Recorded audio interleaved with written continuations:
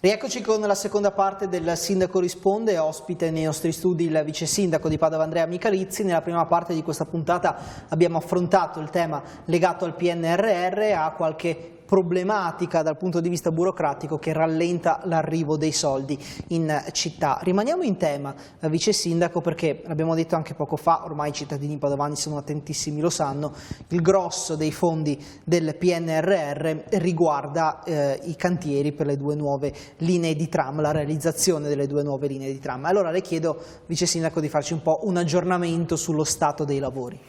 Sul tram stiamo avanzando bene.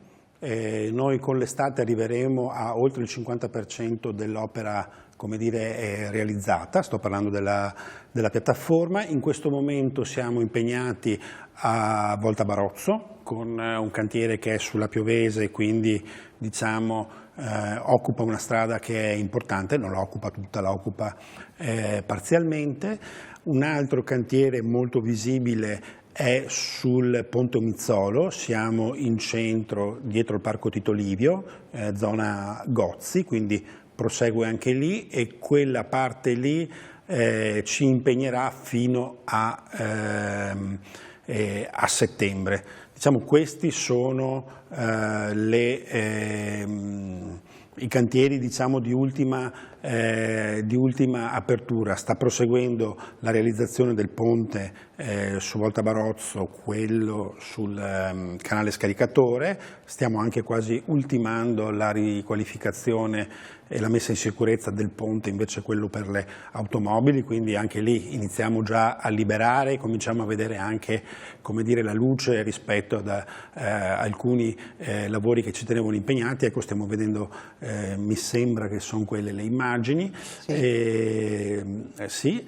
E ecco, quindi questo. C'è da dire che stiamo viaggiando con grande puntualità, quindi lavori grossi, lavori impattanti, ma non siamo di fronte a lungaggini. Devo dire che insieme ai miei colleghi e con il sindaco stiamo affrontando con l'impresa e con i tecnici con grande determinazione anche il tema delle scadenze e della puntualità. Noi su questo, come dire, ci teniamo e saremo sempre rigorosissimi, perché si può portare pazienza, come dire, per dei lavori in corso, ma noi dobbiamo fare in modo che i lavori rispettino la puntualità e siano eseguiti bene. Abbiamo centrato però un obiettivo che era importante sui mesi scorsi, e con le difficoltà di pagamenti dallo Stato e con l'aumento dei prezzi che abbiamo avuto non è sempre facile, ma siamo riusciti a centrare il fatto che i lavori più impattanti li concentreremo in questa estate, quindi tra la fine di giugno e i primi di settembre, periodo in cui la gente va in ferie, le scuole sono chiuse, il traffico, come dire, è più morbido. Ecco, abbiamo incastrato anche le fasi, come dire, più intense. In questo senso il Comune non va in vacanza, anzi, come dire, in questi mesi, in queste settimane lavoreremo sodo per la nostra città. Devo dirle anche, vice sindaco, per dovere di cronaca, però, che in queste settimane stiamo ricevendo veramente molte segnalazioni da parte dei cittadini che si lamentano per una situazione del traffico veramente complessa, soprattutto nelle ore di punta, soprattutto in alcune zone della città. Ci sono tanti cantieri, non solo quelli legati al tram, anche tanti altri interventi che state realizzando. Insomma, i cittadini, pur entrati in piena estate, le difficoltà però le vedono e le percepiscono. È vero, questa è una fase di grandi lavori. Torno a fare l'esempio casalingo di come quando, per esempio, una famiglia ristruttura la propria casa. In quel periodo sicuramente sconta dei disagi, non può usare la cucina, non può usare la camera da letto, non so, il giardino o qualche altra cosa che è in via di ristrutturazione, ma dopo avrà una casa magari più grande, più accogliente, più efficiente dal punto di vista energetico, una casa migliore.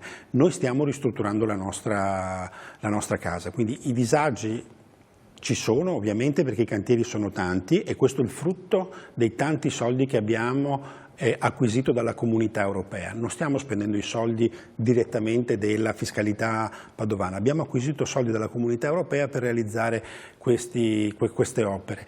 Quello che per noi è importante è che ci sia la puntualità, e questa c'è, e poi sempre un atteggiamento di grande disponibilità con i cittadini. Io giro ogni giorno, cantiere per andare a trovare anche le soluzioni più piccole per migliorare, come dire, un attraversamento, attenuare un disagio. Ma sono disagi, sono cantieri che, come dire, sopportiamo, perché sappiamo che poi da qui ne uscirà una città migliore, una città con strade più sicure, una città con più ciclabili, con strade messe a nuovo e con 2 linee di tram. Guardate che noi realizzeremo 2 linee di tram nel giro di 2 anni e mezzo. La prima linea di tram ci è voluto 10 anni per realizzarla. Quindi stiamo veramente correndo con grande spinta e grande concretezza. Che altri cantieri principali presenti in città in questo periodo, Vice Sindaco, quali sono? Ma citavo prima, stiamo concludendo il ponte a Volta Barozzo. Quello verrà anche riverniciato, se non sbaglio. Stiamo finendo proprio la verniciatura, che è, come dire, la parte conclusiva, la parte finale. Stiamo realizzando un numero importante di chilometri di piste ciclabili, che però significa anche realizzare nuovi marciapiedi, riorganizzare anche la sicurezza stradale, gli attraversamenti, l'illuminazione. Pensiamo a tutto l'asse della circonvallazione interna della città di Padova, da via Bronzetti a via Sarpi a via Costa, via Giordano Bruno, cioè tutta la circolare della circonvallazione. Abbiamo iniziato in questi giorni, abbiamo consegnato il cantiere della pista ciclabile di via Goito, che significa anche la nuova passerella di via Goito, finalmente più larga e finalmente in buone condizioni. Anche questa richiesta molto dai cittadini. Stiamo proseguendo con il restauro del ponte Paleocapa, abbiamo montato la passerella alternativa. Proseguono i lavori speditissimi in piazza Azzurri d'Italia, il cantiere sta finendo la parte, come dire, più impattante. Tra qualche giorno apriremo la piazza, quindi sarà di nuovo disponibile sia la piazza che il parcheggio e l'accesso anche all'area sportiva. Abbiamo consegnato il cantiere dell'ex CONI, la palazzina sempre in piazza Azzurri d'Italia, che verrà demolita e ricostruita. Lì realizzeremo il nuovo centro culturale della città. Oggi consegnato anche la ristrutturazione del Configliacchi, tanto per rimanere all'Arcella. Insomma, devo dire, potrei andare avanti un'ora, mi fermi perché... No, però non ne ha detta una che so, insomma, che anche questa è una zona della città che interessa molto i cittadini, quantomeno i residenti nel quartiere. Stiamo parlando di Via del Giglio.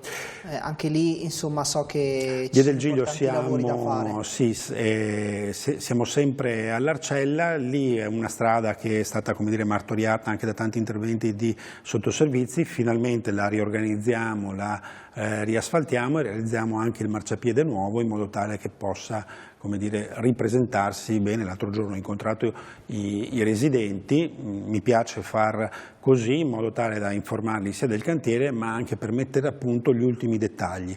Sono i cittadini che utilizzano la città i nostri migliori consiglieri per i dettagli. Spesso i dettagli sono la parte più importante di un'opera pubblica. Per me essere in cantiere o prima di un cantiere parlare con i cittadini è, come dire, sempre molto, molto utile. Stiamo concludendo anche i lavori della barriera fonoassorbente di via Friburgo, e quindi, completati questi, finalmente potremmo liberare quel pezzo di strada che sembra inspiegabilmente chiuso, ma in realtà serve per la sicurezza dell'accesso al cantiere. Sì, ha dimezzato le corsie sostanzialmente. Esatto, però tra pochi giorni la ditta ci consegna il cantiere, quindi lì manca solo la parte di verde. Ora abbiamo la duna e quindi nella parte dove ci sono le residenze riorganizzeremo un giardino anche attrezzato con anche delle nuove piante, e lì pianteremo anche moltissimi alberi, molti di più di quelli che sono stati tolti per realizzare l'infrastruttura. E voglio dare anche una buona notizia. Sì. Abbiamo rifatto le rilevazioni su quest'opera, le rilevazioni acustiche, dove le avevamo fatte prima di realizzare la barriera. Oggi tutte le postazioni in cui abbiamo messo i sensori, mentre prima sforavano ampiamente la soglia dei decibel consentiti, quindi erano sopra la norma di legge, oggi sono tutti sotto la norma di legge.